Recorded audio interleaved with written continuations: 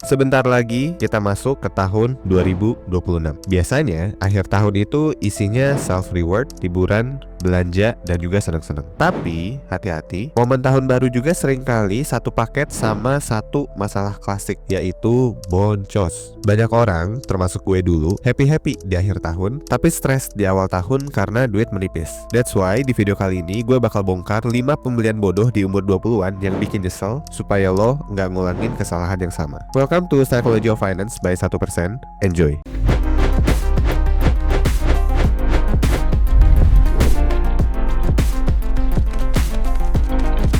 Welcome to Psychology of Finance.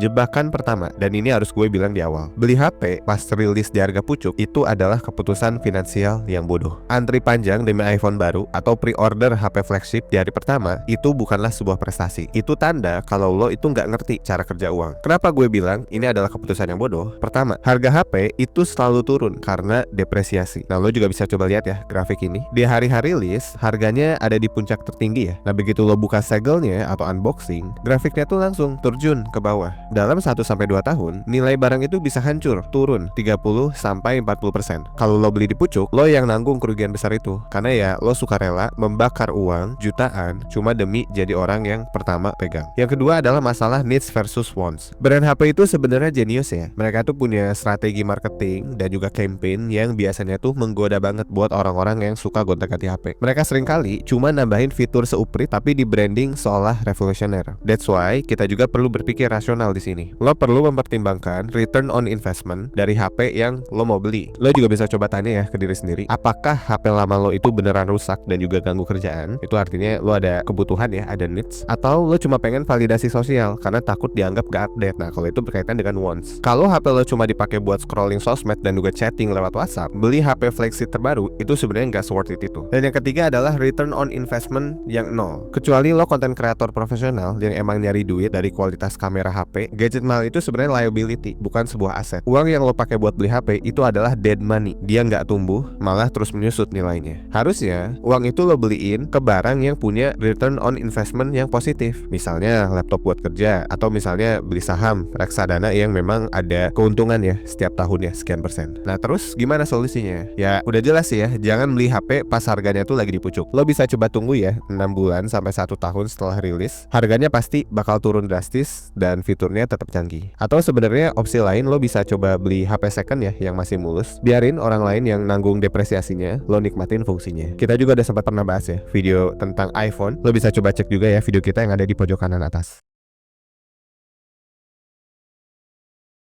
Masalah utamanya bukan dibeli baju yang murah atau mahal, tapi di cara kerja otak lo yang menghitung nilai barang. Gue coba breakdown ya dengan 3 poin ini. Dumb mindset versus smart mindset. Dumb mindset adalah ketika lo beli baju itu cuma lihat harga yang ada di labelnya. Kayak, wah murah nih kaosnya 100.000, sikat-sikat. Lo nggak peduli bahannya apakah tipis atau enggak, dan apakah bakal melar gitu ya abis dicuci atau enggak. Jadi ini bener-bener pure, lo ngelihat harganya. Kalau murah ya lo sikat. Smart mindset itu sebenarnya mereka nggak cuma ngelihat harga, tapi juga ngelihat cost per wear. Gak peduli harganya mahal di awal, yang penting seberapa murah biaya per pemakaiannya sampai barang itu rusak. That's why di konteks cost per wear, jangan sampai lo ketipu dengan harga murah. Barang murah yang cepat rusak itu sebenarnya jauh lebih mahal dibandingkan barang mahal yang lo bisa pakai 1, 2, 3, 4, 5 tahun bahkan 10 tahun. Ini gue bakal coba bedah dari 2 skenario ya. Skenario A, lo beli fast fashion, beli baju tren skena harganya 100.000. Karena kualitasnya itu jelek atau malu pakai baju yang sama di sosmed, lo cuma pakai 2 kali. Nah, hitungannya 100.000 dibagi 2 sama dengan 50.000 per pemakaian. Artinya cost per wear dari baju ini adalah 50.000. Nah, skenario B, ketika lu fokus ke kualitas. Let's say lo beli jaket basic yang berkualitas, harganya itu 1 juta. Nah, kalau sekilas sih ini kelihatannya mahal ya, jaket harganya 1 juta. Tapi lo pakai jaket ini tuh buat kerja, buat nongkrong, dan awet sampai 200 kali pemakaian. Nah, hitungannya artinya 1 juta dibagi 200 sama dengan 5.000 per pemakaian. Kelihatan ya di sini bedanya. Baju yang lo kira kira mahal di skenario B itu ternyata 10 kali lebih murah daripada baju sampah yang lo beli di keranjang diskon. Dan baju mahal ini juga biasanya bisa kasih feeling lebih berkelas. Apalagi kalau lo misalnya kerjaannya ya jadi pembicara kayak gue di beberapa acara. Bahan cashmere itu beda sama bahan Uniqlo, apalagi bahan-bahan yang gak jelas. Bilangnya 30S tapi ternyata polyester yang gampang melar. Nah solusinya, saran gue lo fokusnya kalau mau beli baju itu mindsetnya adalah investasi. Jangan cuma nimbun sampah. Berhenti beli outfit yang cuma sekali pakai cuma demi validasi visual sesaat. Intinya aturannya adalah kalau lo nggak bisa bayangin diri lo itu pakai barang itu minimal 30 kali, jangan beli. Ganti kuantitas dengan kualitas. Bangun capsule wardrobe blue, isi barang-barang basic misalnya kayak hitam, putih atau earth tone, tapi yang timeless dan juga bisa gampang di mix and match sama baju-baju lo yang lain. Ingat ya, orang kaya itu beli barang yang value-nya tinggi dan orang miskin beli barang yang harganya murah tapi jadi sampah.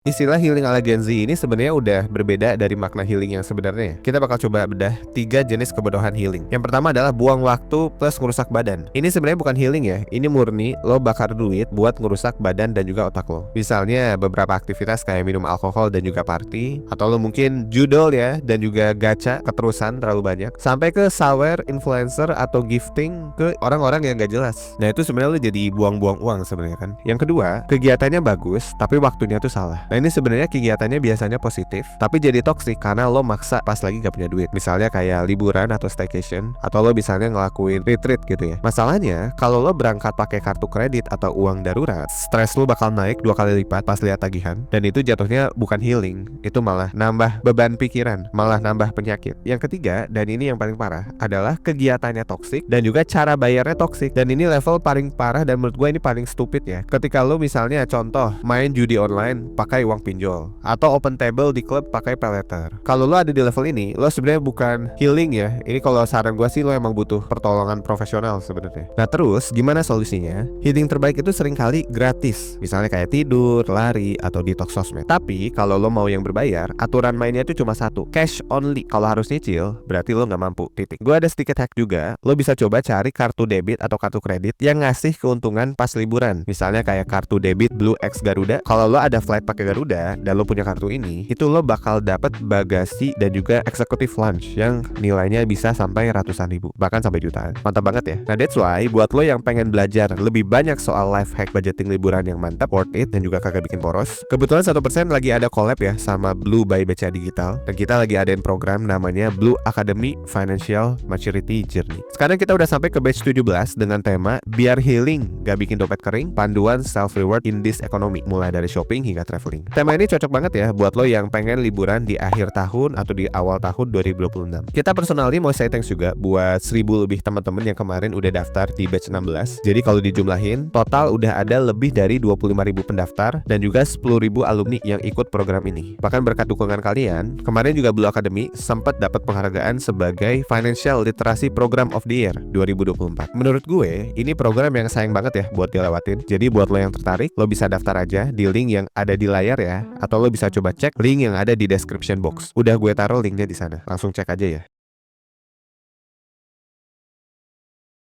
Kita sering didoktrin, mumpung masih muda, ambil cicilan rumah atau mobil, biar tua nggak susah. Nah ini lo harus hati-hati ya. Niatnya itu sebenarnya benar, tapi eksekusinya seringkali bodoh. Mengambil kredit barang besar kayak KPR atau KKB tanpa perhitungan cash flow yang matang, itu sebenarnya bukan investasi, itu malah ngerugiin diri sendiri jatuhnya. Misalnya kayak KKB ya, kredit kendaraan bermotor. Banyak anak muda yang gajinya itu pas-pasan, maksa kredit mobil biar kelihatan mapan pas pulang kampung atau nongkrong. Padahal mobil itu sebenarnya mengalami depresiasi brutal. Begitu mobil keluar dari dealer, itu nilainya langsung turun 10-15%. Dan dalam 5 tahun, harganya itu bisa tinggal setengahnya. Terus juga yang harus lo pikirin ketika lo beli mobil, lo itu nggak cuma bayar cicilan. Ada bensin, ada tol, ada parkir, ada pajak, dan juga servis rutin. Jadi kalau lo beli mobil itu cuma ngitung harga belinya aja, tapi gak ngitung pengeluaran setelah lo punya mobil, itu sebenarnya kesalahan yang bodoh banget sih. That's why saran gue, kalau lo emang mau beli mobil, itu pastiin mobilnya tuh dipakai buat hal-hal yang produktif gitu. Jangan lo pakai cuma buat gengsi, apalagi cuma buat buat mertahanin status sosial aja di masyarakat, karena itu jadinya malah ngebebanin kondisi finansial lo sendiri. Terus yang kedua juga ada soal KPR. Ini tuh sebenarnya ada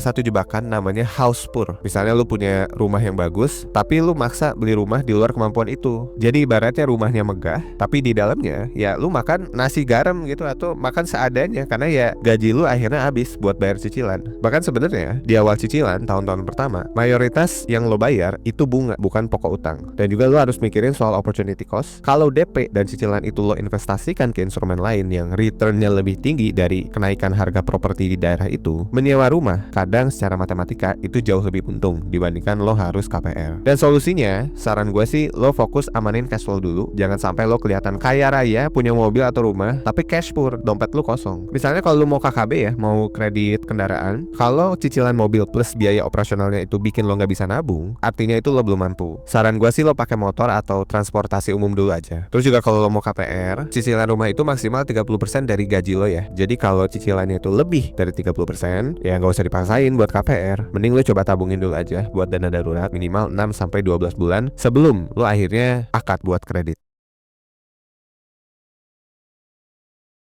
Kenapa sih keseringan gacha dan top up game itu sebenarnya bahaya banget? Alasan pertama, spending kecil kalau numpuk itu bakal bikin boncos. Lo gak ngerasa miskin ya pas misalnya lo top up 15.000 atau 50.000 buat skin atau gacha pool. Tapi ini adalah definisi nyata dari latte factor digital. Riset membuktikan pengeluaran kecil yang repetitif dan gak dicatat itu adalah pembunuh cash flow nomor 1. Akumulasinya tuh ngeri ya, 50.000 seminggu itu bisa jadi 2,6 juta setahun. Lo bayangin ya, 2,6 juta banyak banget hal yang bisa kita lakuin dari uang itu. Alasan kedua adalah dopamine trap. Sistem gacha didesain persis kayak mesin judi. Lo cuma ngejar dopamine hit sesaat. Lo mikir sesekali pasti dapat, tahu-tahu saldo rekening udah merah. Itu sebenarnya bukan hobi ya, itu adalah kecanduan. Ya solusinya lo harus pakai data, jangan pakai perasaan. Otak kita itu sebenarnya pinter nipu ya. Makanya lo butuh alat bantu yang jujur. Misalnya lo bisa monitor pakai Blue Spending. Jangan cuma ngira-ngira ya. Cek di fitur Blue Spending di aplikasi Blue by BCA Digital. Fitur itu kan bakal otomatis ya nge-tracking dan juga nge-kategoriin pengeluaran bulanan lo. Nah, pas lo ngelihat grafik kategori gaming dan hiburan misalnya, itu ternyata lebih tinggi dari kategori investasi, itu tamparan sebenarnya. Ya, buat kita, buat lo, yang lo harus sadar kalau pengeluaran untuk entertainment lo itu udah ketinggian. Kalau lo udah lihat data di Blue Spending dan sadar keuangan lo berantakan, ya jangan diem aja. Saran gue lo bisa coba ikut ya, Blue Academy Batch 17,